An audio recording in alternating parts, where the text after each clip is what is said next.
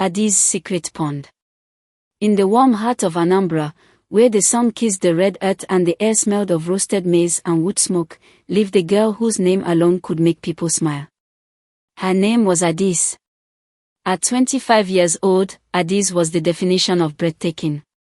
She was light-skinned, with a BBL-shaped figure. She made men swallow hard whenever she walked past. A slim waist that curved like a river bend. And long, flowing knotless braids that trailed down her back like ropes of black silk dancing in the wind. But Adaeze was not just beautiful, she was graceful. She was known all across the villages for her talent as a traditional Igbo dancer. Her feet moved like whispers. Her waist flowed like the tide. During festivals, people traveled from far and wide just to watch her dance. Children copied her steps, elders blessed her, and even the masquerades bowed slightly when she performed. Yet, despite her fame, Adaeze lived a humble life. Every morning before the dew dried, she walked to the market carrying a basket of large, fresh tilapia fish wrapped in green leaves. Her fish always glistened as though they had just leaped out of the water. Her stall was small, but every day it overflowed with customers. By noon, she was always sold out. But the other fish sellers, their stalls were still full. Their faces twisted with confusion and envy. Whispers began to spread. How does Adaeze sell so much fish every day? Does she use charm? Her beauty must be attracting customers, it cannot be ordinary. No one catches that many fish from the lake. Their suspicions grew. Some accused her silently. Others openly complained. But Adaeze simply smiled, tied her wrapper tighter around her slim waist, and continued her day as if she had nothing. What no one knew, what nobody could even imagine, was the truth hidden far behind her compound. Behind a tall bamboo fence, covered by thick banana leaves and shaded by old palm trees, lay Adaeze's secret. A large, carefully built fish pond, filled with tilapia so far they looked like they were carved from marble. This pond wasn't ordinary. It wasn't built by chance. It was a legacy, her father's final gift before he passed. She remembered his words clearly. My daughter, never depend on what others depend on. Where they struggle, create your own way. This pond is your future. Protect it. Every night, after the village fell silent, Adaeze would light a lantern and slip quietly to the pond. She fed the fish with a special mixture she learned from her father, ground cassava, dried palm kernel, and tiny mashed earthworms. The fish grew bigger, stronger, and healthier than any caught from the lake. This was her secret. This was her survival. This was why her stall was always full. But secrets, as the elders say, do not sleep forever. One early dawn, before the cock crowed, 3 jealous fish sellers, Mama Chisholm, Mama Ejike, and Mama Obioma, decided they had had enough. They whispered, "Today, we must follow Adaeze. We will see where she gets her fish." It is time her eyes open. Like shadows, they hid behind trees, behind market stalls, behind fences, following Adaeze from a distance.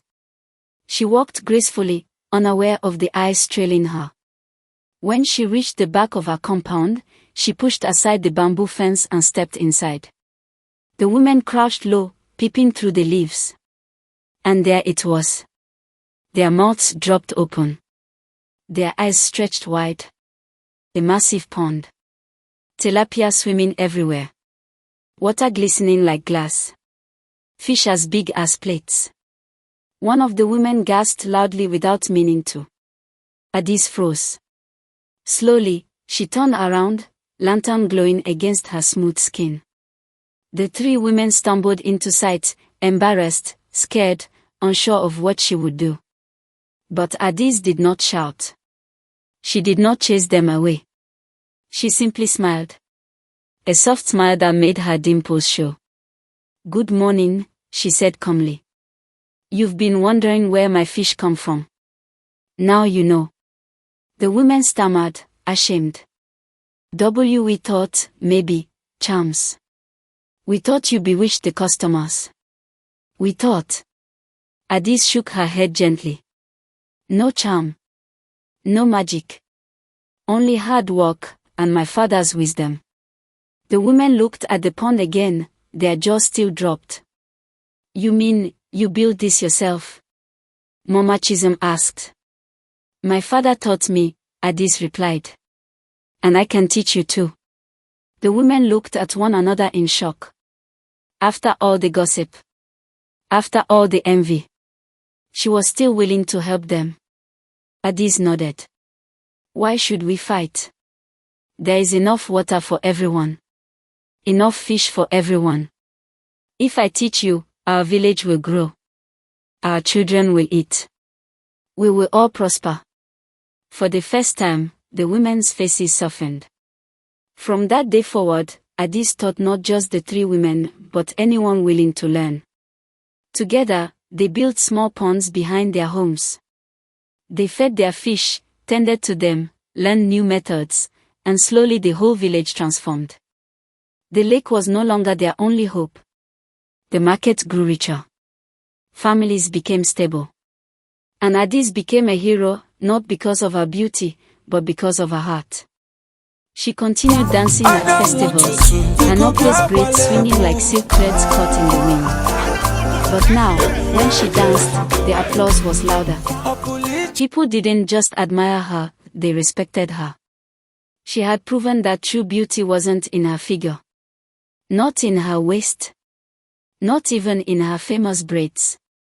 But in her generosity. In her wisdom. In her willingness to uplift others. In the heart of Anambra, the name Adaeze became a story mothers told their daughters. Beauty will open doors. But kindness will build kingdoms. And so, Adaeze's legacy lived on. Not in whispers of envy. But in ponds of abundance. In families fed. In dancers inspired. And in a village forever changed by one young woman's secret. And her choice to share it. If you enjoyed this story and want more powerful African tales like this, make sure you like, share, and subscribe to this channel.